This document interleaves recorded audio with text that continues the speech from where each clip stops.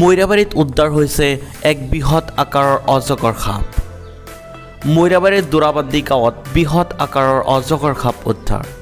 মৰিগাঁও জিলাৰ মৈৰাবাৰী থানাৰ অন্তৰ্গত দোৰাবান্দি গাঁৱত আজি ৰাইজে এডাল বৃহৎ আকাৰৰ অজগৰ সাপ উদ্ধাৰ কৰে।